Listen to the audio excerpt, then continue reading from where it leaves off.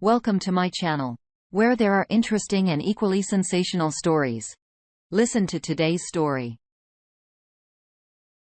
Whatever your reasons, taking a step back to reevaluate your life, asking yourself important questions to discover what makes you happiest, and simply putting time aside each day, week, month, to relax, pamper, and indulge is a fantastic idea and is something everyone should do. Today on our space, we meet some people who need a little me time. First, we learn that sometimes it is all about you. Girlfriend of nearly 7 years had an emotional affair, and I don't know if more happened either. Hi. I've been lurking for about a month since I found out what's said in title. I'm on my throwaway account because we know each other's Reddit. I noticed her texting someone during our holiday together that I had not heard of before, and asked her whom it was out of curiosity. She denied what I know I saw. That was strange that she chose to lie, and I know what I saw. So it kept at it until she finally admitted it was someone from work. According to her, it was a question about work during our holiday, mind you. But since she was behaving very caught off guard and suspicious on her phone, I asked if there was more, and I was starting to get agitated. I asked to see the conversation to be sure if it was so innocent, but she told me she deleted it right there and then. Why the F if it was nothing bad or work-related? Long story short, after a 4, maybe 5-hour fight and arguing, apparently, he had the night before admitted to have a crush on her and she was flattered, but refused him that she was having an emotional affair, opening up to him about things we struggle with in our relationship, but nothing else happened, she says. She said she felt horrible about talking to him about things between us and realized her mistake right away. Now she's embarrassed continuous lying to me about what I saw and keeping it from me. This would be easier to believe if she hadn't deleted the evidence and hadn't or kept it from me multiple times during the fight we had. Again, embarrassment as an excuse. This bloke is married and 10 years older. She's in a relationship with me. I was just baffled. I've done everything by the book and more. She confirmed that as if pleaded if there's something I ever did wrong. But no, nothing. Then why the F is this happening to me? Fast forward a month to the current time. I decided to give her a shot at fixing things, being devastated that the woman I thought would never do this to me did in fact do this to me. Knows I have a history with an ex that cheated multiple times on me. I still don't know for sure if anything physical ever happened between her and his coworker, and I can't make myself believe her, when she swears up and down. She didn't go further than what she told me because she lied during our holiday and fight as well multiple times. Why would now be different? Why now would she be honest? And if nothing more happened, why delete the evidence to back it up? She won't back up her chat history either. Because she believes it's in the past now. We need to work on fixing it. Then that made me lose my collective crap. Dares to tell me to move on. The cheater says that. Then she barely talks or answers when we talk about it, and she seems at times unfazed about how critically important this issue is and how close I am to leaving her. I'm the one constantly talking and she just sits there listening. Does she care at all still? She assured me this is her coping mechanism, knowing she effed up big time. It takes a stance of I'm just letting you vent and rage at me because I know I deserve it. But in my mind, it feels and looks like she doesn't care at all anymore. But she insists she loves me and wants to fix things. It's been a month and I've yet to see anything, including proof or anything, that would help her case. Nothing. I found her diary and did the worst thing ever, some would say, but I genuinely didn't and still don't care given what pain was caused to me and the uncertainty I'm feeling about my life and future with her, as she won't talk, so I read it. Shame me for it. I don't care, nor do I regret it. I had a bit written about how she remembers the first time meeting him at the first day of introduction back in March. A big strong man in the doorway with a light shining down, who was so open about his life. How they locked eyes and started talking. She ended it with, "I want to talk more so to you." I confronted her, but she insisted it's not the way it sounds when you read it. It's just how she writes things. I asked her if she's completely lost her marbles, as it obviously reads like a romantic novel, but she goes into that cocoon of go ahead and rage, I deserve it, and then nothing comes out of it, nor a good answer or explanation. What that F happened between March-June? Am I supposed to believe nothing? What was all the uncertainty in her not cooperating at all?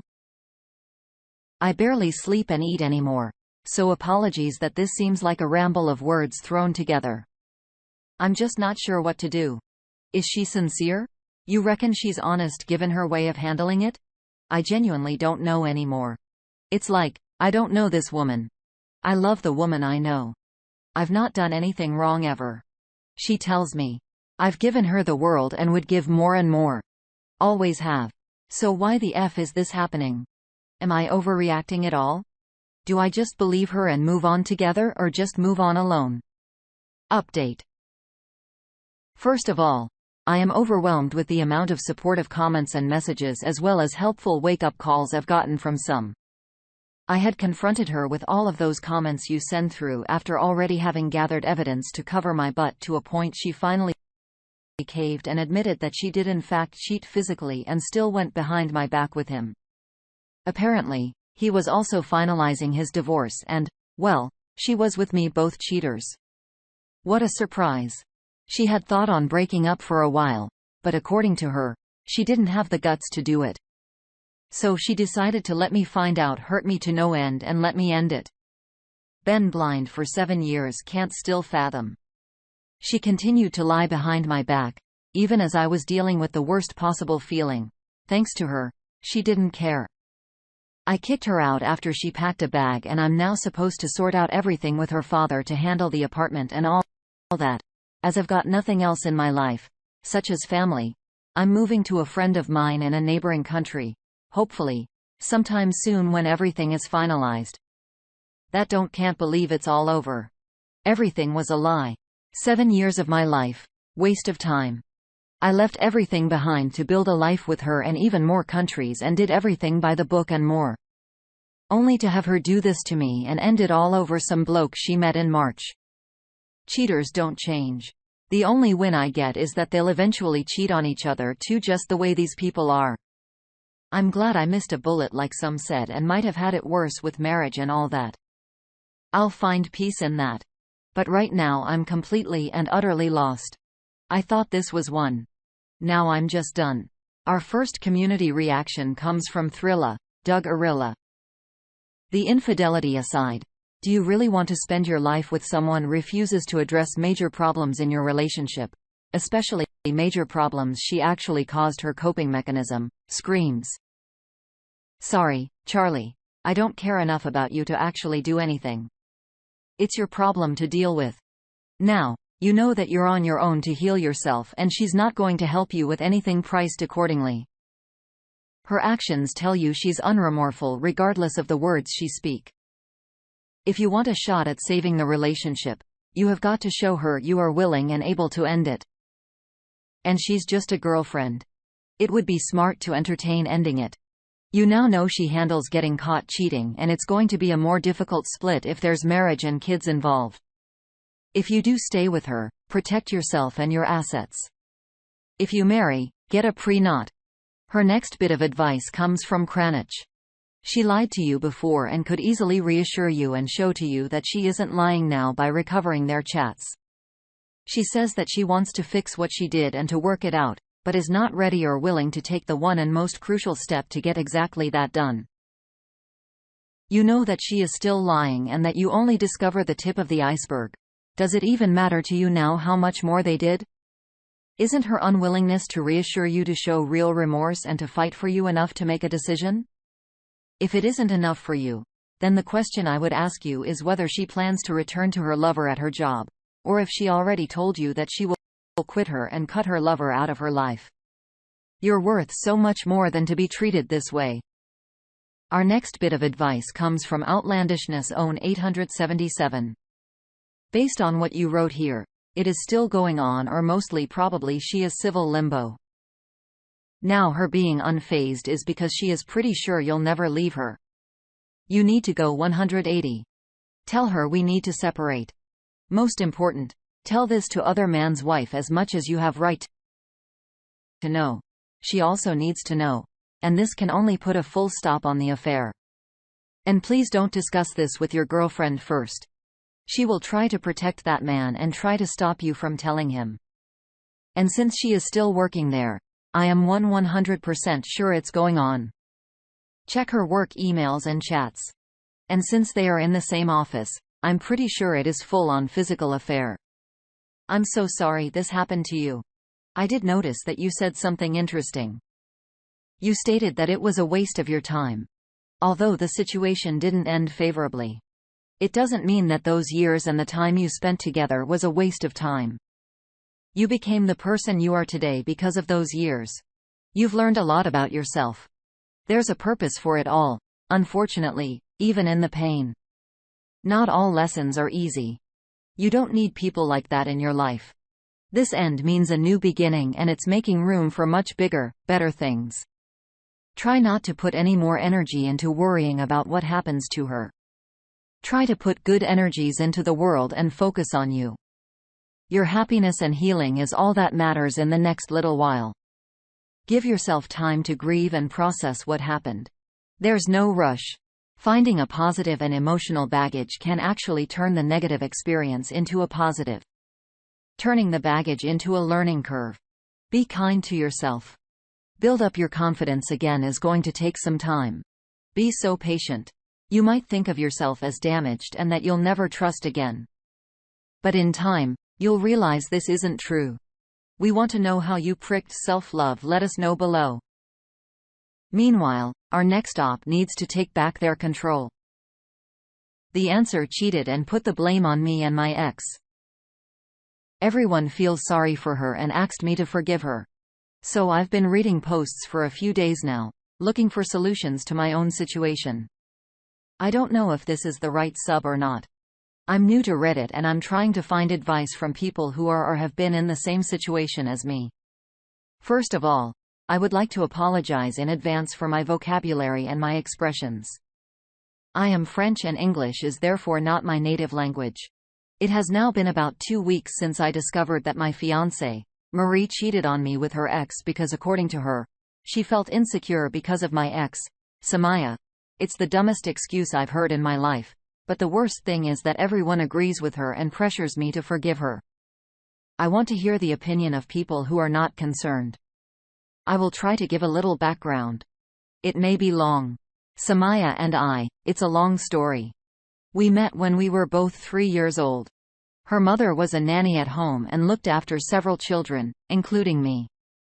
We were so inseparable that our mothers became friends and decided to put us in the same school. So I practically spent my entire childhood until I was 13 with Samaya. We were called the Siamese twins back then. We used to argue a lot, but we were always united with the other children, which meant that we were ostracized, but we didn't care as long as we had each other. When we were 11, our family started to think it wasn't healthy and that we needed to make other friends. It was while trying to separate us that we realized that we were deeply in love with each other. But her families were very conservative. She is of urban origin, and I am of African origin. So we hit the fact of dating. Then one night when I was 13, I made the mistake of going up to her room, which was on the first floor, through her window. It was dangerous, but exciting. I had done that a few times before.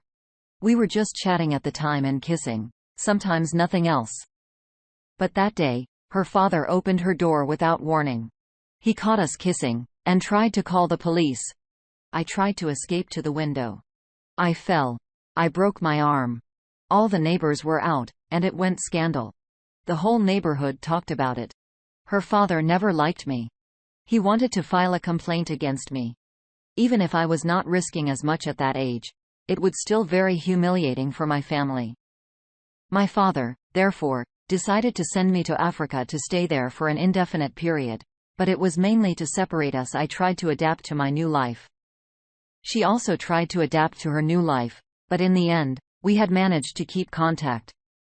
We spoke via the internet, and when I came back to France after high school, it was as if we had never left each other. We continued to date in secret and end at 20 for us. It was clear that we wanted to spend the rest of our lives together. We were naive to think it was going to be that simple. We decided to tell our families, saying that we intend to get married. But for them, it was as if we had announced the apocalypse. Our respective families wanted everyone to get married in its culture. It caused a lot of tension in the neighborhood. Already, when we were little, we had made a lot of noises and everyone always talked about us and gave their opinion on our lives. It was a very painful. We tried to hold on for a year. She wanted us to go and finish our studies in another city, very far from Paris and her families. But my father was sick that time. I decided to stay. And when my father died, I didn't and no longer had the strength to fight. I decided to break up and she decided to go to another city. Wait. You completely lost contact. I was tired of living in the neighborhood where people always talked about us. I chose to move to the students' residence of my university. It was a terrible year. I came back to see my family on the weekends, and one day at a wedding, I met Marie. She had just moved to the neighborhood with her family. We were at the same table. We had spent the evening making jokes. We told each other about our lives. I told her about Samaya, and she told me about her ex. She told me that she had left her ex after 2 years, a relationship because she did not want to sleep before marriage, but her ex could not hold on anymore. She told him to marry her then, but he was not ready, so she decided to end the relationship. We were two souls in pain. We had become friends over time. We went out together, but I realized that she was getting more and more irritated when I told her about Samaya. So I stopped. One day, she told me that she had feelings for me. I told her that I still had Samaya in my heart. She told me that it wasn't an opportunity to forget her. I agreed to date her. It was weird at first to be with another woman, but eventually I got used to it and started to like her. As time passed, she became more and more jealous of Samaya, but I never spoke about her again after she confessed. It was very weird as she acted that way. I lived on campus, so I didn't know what was said in the neighborhood where it came from. Apparently, people were talking about my old stories with Samaya, telling anecdotes here and there. The time I broke my arm trying to escape through the window and other anecdotes. Arya shared Marie by saying that was the past, but she always compared herself to Samaya. It's true that Samaya was very beautiful. But that was beyond my control. She blamed me for dating such a beautiful woman, yet she never saw her. Maybe in a photo, I don't know. I always told her that she was the most beautiful in my eyes because she was the one who counted now, but she always had to compare herself to Samaya. If we did activities together, she asked me if I had already done it with Samaya. What she couldn't stand was that I was intimate with Samaya. In short, it was becoming unbearable. Despite everything, I asked her to marry me. She was from the same culture as me, so it suited my family. I did not have the strength to fight again for this kind of saying. The wedding was to take place in August, a perfect timing for me because I will have finished my studies in July. Other than her insecure, everything seemed fine until 2 weeks ago when I got a call from a number I didn't know from a guy who introduced himself as her ex. He told me that he and Marie still seeing each other and that they had slept together several times. I didn't believe him. I thought his ex was trying to sabotage our relationship. But he sent me the screenshots of their discussion. I told him that these things could be easily fabricated. He then asked me to meet. I wanted to warn Marie, but I told myself that I would go first. I had 2 of my friends accompany me in case he tried to trick me. Then he showed me his phone. The Marie's number, their discussions, etc. Everything was there. They saw each other for 2 months, and Marie decided to put an end to their affair a week before he contacted me. I called Marie directly. I told her that we needed to talk. At that time, oddly, I felt no anger. No positive or negative feelings. I was like a spectator watching his life in a film. A friend of mine had the good idea to ask me to record a confrontation. That's what I did. When I told her what I knew, she was shocked. She told me that it wasn't true that the guy was trying to destroy a relationship, so I showed her the screenshots. She said the same thing I said to the guy, that it was something that could easily be made. I told her I want to see the guy, and he showed me his phone, their discussion of details about our life that he couldn't know. There, She broke down and started crying and asking for me forgiveness. I was at her house in her room. Her family came in to see what was happening. I explained the situation to them. They didn't believe me. I didn't try to convince them. I left. They contacted my family before I arrived at my family's house. I explained to my mother what had happened. Apparently, Marie explained to them that it was because I was seeing Samaya in secret that she did it. Apparently, Samaya was back in town when I didn't even know it. Now everyone says it's because of her. Marie put herself as the victim and Samaya and me as the villain.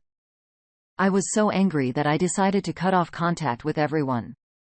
It's been 10 days since I've spoken to anyone in the neighborhood. I stayed with a friend from school, so no one knows where I am. I put my phone off and only contacted my mother on email. I also received a ton of email from Marie, but I deleted each of them without reading them. That's pretty much the story. I don't even know what I'm going to do next. Everyone asked me to forgive her, but there is no possibility for me to do so. I only feel disgust for her, but I don't know what I'm going to do or how I'm going to handle the situation. It is complicated. Any advice? I don't know. Community. Do you have anything for advice? Dee saved us. There's nothing complicated about your situation. She cheated. She lied to you when confronted and invented a reason to blame you. You cannot forgive her. She cannot rebuild the trust she broke. There's nothing else to say. Why do anybody else believe that they are entitled to an opinion? Live Maze 6410 chimed in with their opinion. It may be complicated from a family standpoint as far as how you will react to them, but it's not complicated whatsoever from the standpoint of how you handle your fiancé. That should be over. I can tell reading your post that you really have nothing but resentment for her and how she reacted to this and manipulated the situation. And you should. Because it's important. You can try to be as gentle and congenial as you need to, given the family situation. But you should end the engagement and take some time for yourself. Our next thought comes from USAF Retired 2017. This isn't something you or Samia did. This completely lies with your, hopefully ex-fiancé. How dare she blame you for her sleeping with someone else? That's all on her and her insecurities. That being said, I wonder if you or Samaya will ever be truly happy being with others. I get the culture thing to some degree. But at some point, I have to wonder if being married to someone in your own culture is worth losing love for my life. I crushed for you. First, they browbeat you into leaving Samaya, and now they want you to marry a cheater. When is your happiness ever going to matter, my friend? Eek. There's some serious history there, OP. It sounds like what you need is to focus on your own happiness without worrying about what other people think. Just because people are family doesn't mean they need to have our best interests in mind. The only person who knows what's best for us is ourselves. You shouldn't have to go back to a cheater because people are telling you to and manipulating you into thinking you're in the wrong. Really think about what you like to do, what things bring joy to your life, and when you don't have to consider anyone's preferences, what books, movies, and activities are you drawn to when no one's watching? As children, we're constantly taught to share and be selfless. But this pattern makes us forget about putting ourselves first and somehow makes us feel that self-care is selfish. Self-care may be one of those terms that has a broad meaning universally, while having a very specific meaning to an individual, keeping it simple. Self-care is whatever recharges your battery, helps you celebrate your authentic, magnificent self, and helps you feel at your mental and physical best. Taking care of yourself also helps you make healthier connections to others once you understand how to get fulfilled up. And as always, thank you for joining us today. Don't forget to like and subscribe and hit that notification bell. Also, please,